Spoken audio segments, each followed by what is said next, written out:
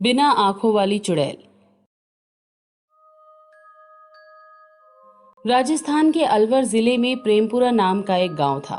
उस गांव के पास एक घना जंगल था। उस जंगल में पीपल का एक बड़ा सा पेड़ था और उस पेड़ पर एक बिना आंखों वाली चुड़ैल रहती थी और उसे जंगल के पास से जो भी गुजरता था उसे मार कर खा जाती थी। एक दिन वहां से एक आदमी गुजर रहा था। जल्दी चलना चाहिए, रात होने वाली है। और वो जल्दी जल्दी चलने लगा। पर जैसे ही वो थोड़ा आगे बढ़ा उसे वो बिना आंखों वाली चुड़ैल दिखाई दी। चुड़ैल भयानक हंसी हंसते हुए बोली, आज तो बड़ा मोटा शिकार मिला है, इसे तो बड़े मजे से खाऊंगी। नहीं नहीं नहीं नहीं नहीं, मुझे मत खाओ, मुझे मत छुओ, मुझे माफ कर दो, मेरा सारा पैसा ले लो, मुझे जाने दो प्लीज। पैसे का मैं क्या करूंगी, मैं तो तुझे खा जाऊंगी।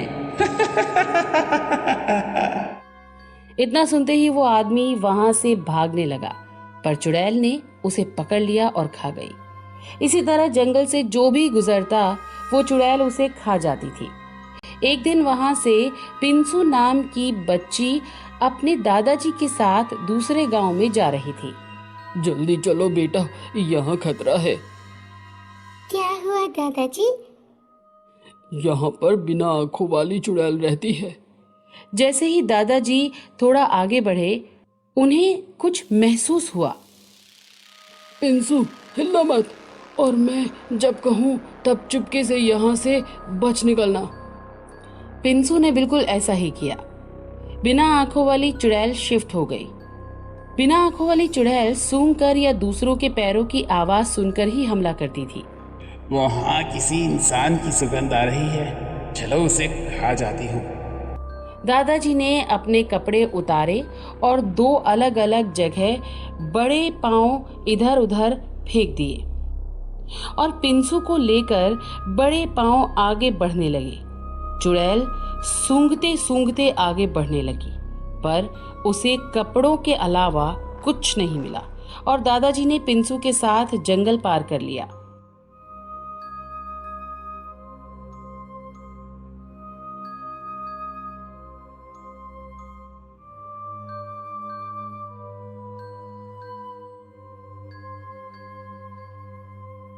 गांव वाले उस बिना आंखों वाली चुड़ैल से परेशान हो चुके थे। वो चुड़ैल कभी भी लोगों पर हमला कर उन्हें खा जाया करती थी। एक दिन सभी गांव वालों ने एक योजना बनाई। हमें इस बिना आंखों वाली चुड़ैल का कुछ करना होगा, नहीं तो हमारा बहुत नुकसान हो जाएगा। दूसरे गांव वाले हमसे व्यापार नहीं कर पा रहे हैं। तो सरपंच जी, आप ही बताएं क्या करें हम? हमें एक तांत्रिक को बुलाना चाहिए, वो ही कुछ बता सकता है।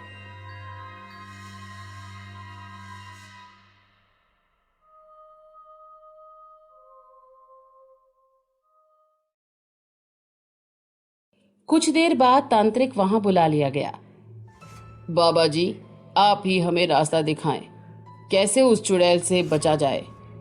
तांत्रिक ने आंखें बंद करी और सोचने लगा। फिर थोड़ी देर बाद बोला, हमें उस चुड़ैल को कुछ देर के लिए उस पीपल के पेड़ से दूर ले जाना होगा जिस पर वो रहती है। जैसे ही वो पेड़ से दूर जाएगी उस पेड़ पर आग लगा देना। उसकी सारी शक्तियां उस पेड़ में हैं। वो पेड़ खत्म होते ही चुड़ैल भी खत्म। सबको तांत्रिक का सुझाव अच्छा लगा। पर बाबा जी, उस चुड़ैल को पेड़ से दूर कैसे ले जाया जाए? मैं जंगल के बाहर बैठकर एक हवन करूंगा और एक बकरे की बलि दूंगा।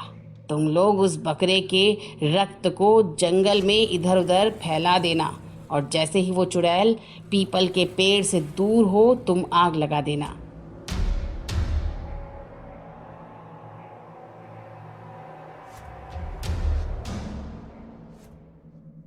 अगले दिन सब लोग जंगल के पास इकट्ठा हो गए। तांत्रिक ने हवन शुरू किया। ओम ओम नारायण या श्रीमन नारायण नारायण हरे हरे। ओम भरिदा भूरी देहिनो। माँ दम्र भूर्याभर भूरी खेदिन्द्र दित्ससि ओम भूरिदा त्वसि श्रुता पुरुत्रा शूर विहत्रन नो भजस्व राधसी ओम नारायण विद्महे वासुदेवाय धीमहि तन्नो विष्णु प्रचोदयात्।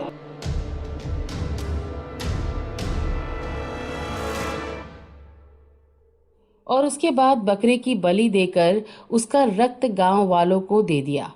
गांव वालों ने उस रक्त को इधर उधर फैला दिया। जानवर की सुगंध खा जाऊंगी। इतना कहते ही चुड़ैल सूंघते सूंघते वहां पहुंच गई।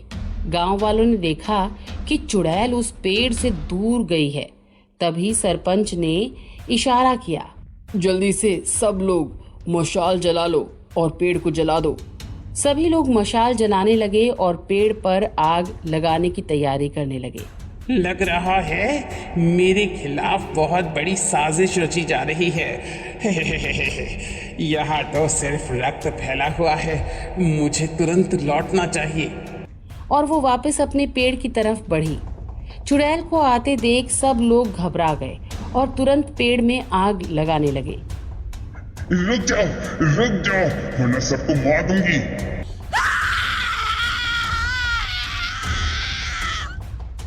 जल्दी करो, चुड़ैल बहुत पास आ गई है।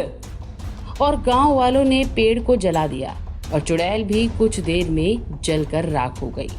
उस दिन के बाद से वहां कभी वो चुड़ैल नजर नहीं आई।